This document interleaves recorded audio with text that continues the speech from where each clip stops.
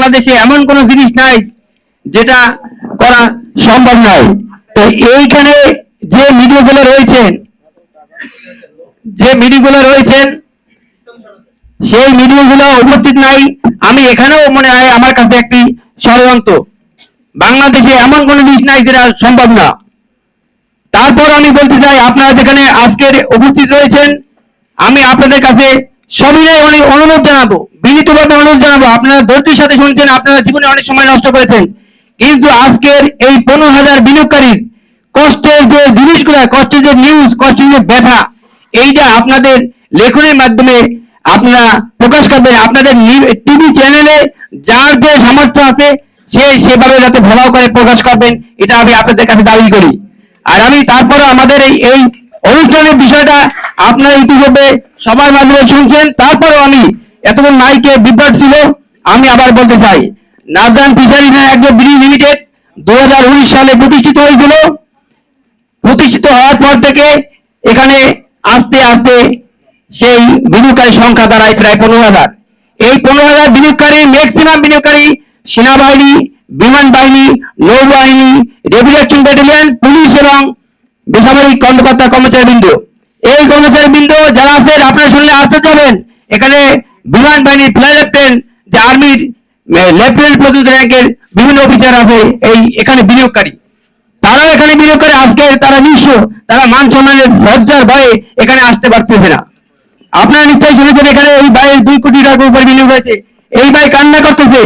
আরো এরকম আছে, আর এক ভাই দেখেন ওইখানে, আমরা অনেক মা আছে আমার কাছে, সেদিনকার মিটিং হচ্ছে ওখানে। এই কালশিতে আমাদের এই কমিটির হোয়াটসঅ্যাপের মাধ্যমে আমরা এই কমিটি গঠন করছি খুব কুইকলি। হোয়াটসঅ্যাপ মিটিং গঠন করার পরে কমিটি আমরা এই কনফারেন্সটা করছি খুব তাড়াহুড়ো করে। সেখানে আমাকে মনে হয় যে আমি বাংলাদেশের প্রেসিডেন্ট, এইভাবে আমাকে ঘিরে ধরেছে। ভাই খুব অসহায়, আমাদের বাঁচান। আমি কিভাবে বাঁচাবো বলেন? আমিও তো এখন ক্ষতিগ্রস্ত বিনিয়োগকারী। ভাগ্য ভালো আমার বিনিয়োগ ছিল খুব কম।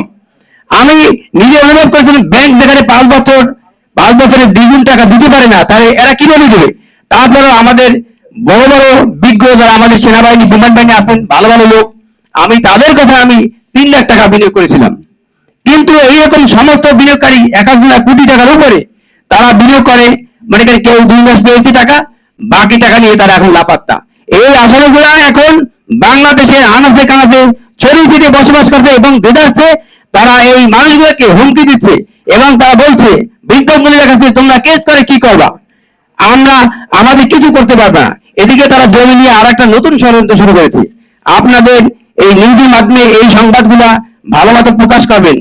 আর এই তাদের প্রতারণার কাজকে বেগবান করার জন্য, আরো গ্রাহককে আকৃষ্ট করার জন্য আল আজহার বিশ্ববিদ্যালয়ের একজন মুফতি হাবিবুল্লাহ সাহেব ওনাকে নিয়োগ করেছিল। সেখানে জামাতে নামাজ পড়তো। আপনারা দেখলে আশ্চর্য যাবেন, যেখানে মনে হয় যে সেই আসমানে ফেরেশতারা আসিয়া সবাই নামাজ পড়তেছে। হ্যাঁ, এইরকম পরিস্থিতি এখানে সৃষ্টি হয়েছিল। তো এই প্রতারক চক্রের মোট সদস্য সংখ্যা ছিল 4 জন। মেইন ভোটার ছিল মোশাররফ হোসেন মির্জা। বাকি সদস্য নাম আপনি শুনেছেন, আমি সেগুলো বলে আর সময় নষ্ট করবো না। আমি আর একটি কথা বলতে চাই, এখানে যারা বিনিয়োগ করছে প্রায় 800 কোটি টাকা এখানে মানুষের এখন বেশি কম হতে পারে, বেশি হতে পারে। এরা সমস্ত এই টাকাগুলো নিয়ে এরা লাপাত্তা দিচ্ছে।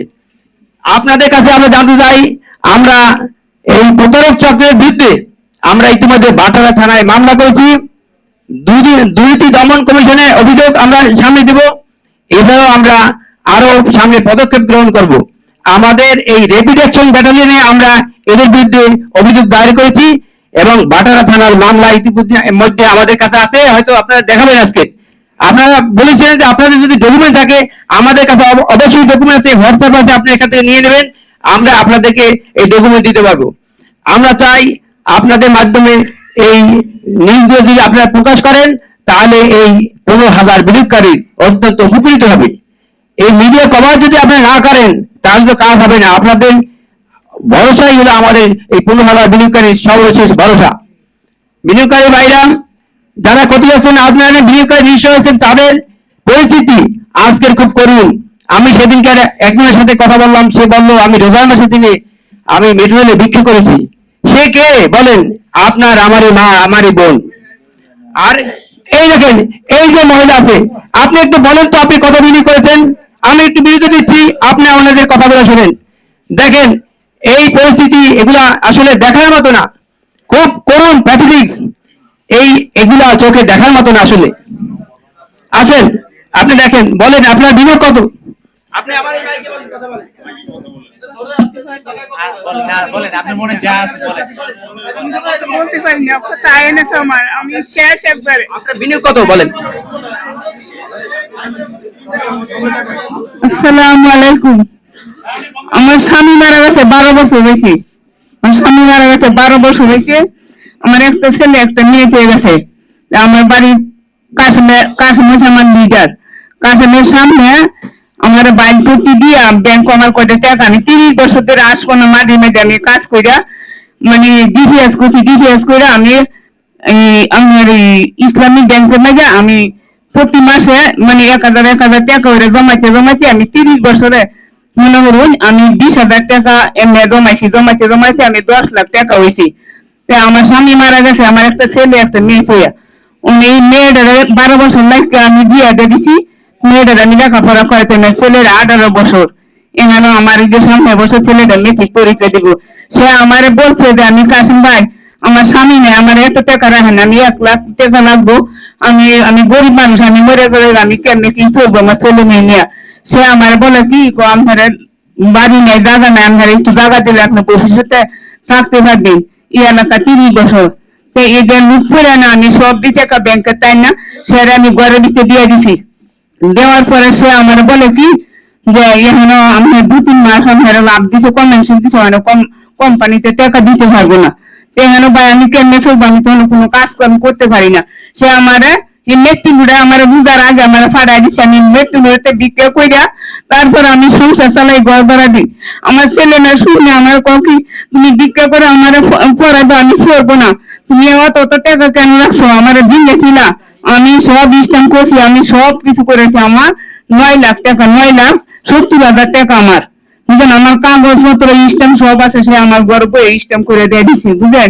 সে ওখানে আইডিকে সে ওখানে ফলায় থাকে। কালকা আমার আসকোনো মানুষ সবাই মানে মিছিলে বসে দেশের ডাক দেখা ঘরের মধ্যে বয়ে তখন সে টাকা দিব।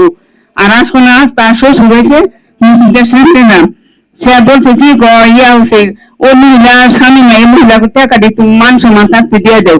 সে আমি কোম্পানিতে নিয়ে গেছে, আমি তো নিয়ে আমি 1,00,000 টাকা কামাই করে 6 তলা বাড়ি করছেন, তিনি সেটা এখানে দিতে পারবেন না কেন? সে আসে না, মানে আসে না, আমার গাড়ি ভাড়া দেন, আমার আরেকজনে ওই যে বাইরে আমার গাড়ি ভাড়া দেওয়া আনছি, মৃত্যু বলতে আমার কাছে ভাড়া নেয়। ওই যে আরেক ভাবি সেও 10 লাখ টাকা পেয়েছে, সেরও স্বামী নাই, বুঝলেন।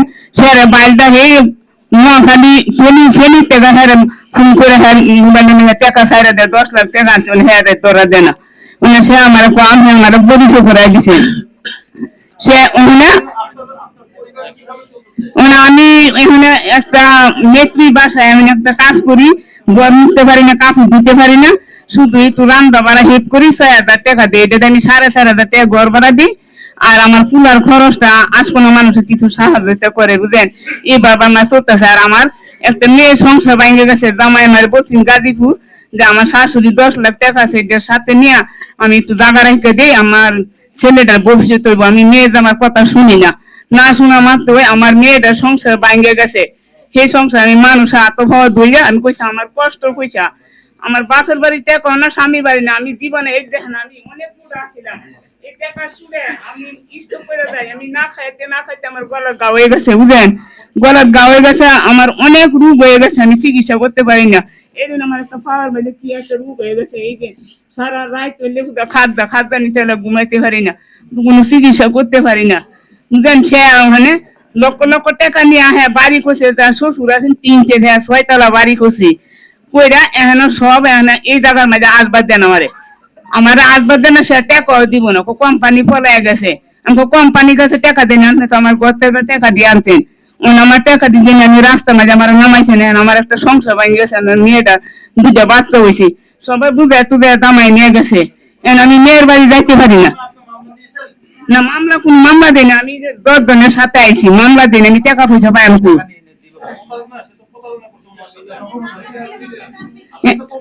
হ্যাঁ সব প্রমাণ আছে, ওই যে বাইরের কাছে দিয়ে গেছে দুঙ্গা। ওই যে আফার কাছে আমি দিয়ে গেছি, সব প্রমাণ আছে।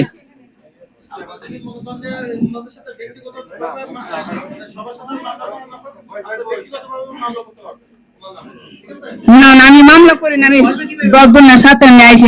আর আমার আমার 10 লাখ টাকা স্ট্যাম্প আছে, আমি স্ট্যাম্প করে আমি টাকা দিয়ে দিছি। 10 লাখ টাকা আমি স্ট্যাম্প করে দিছি, আমি স্ট্যাম্প দিয়ে ওই যে বাইরে দেখাইছি, বুঝলেন? আমি একটা কাগজ পত্র আনি না, আমার সব কিছু ফটোকপি আছে আমার।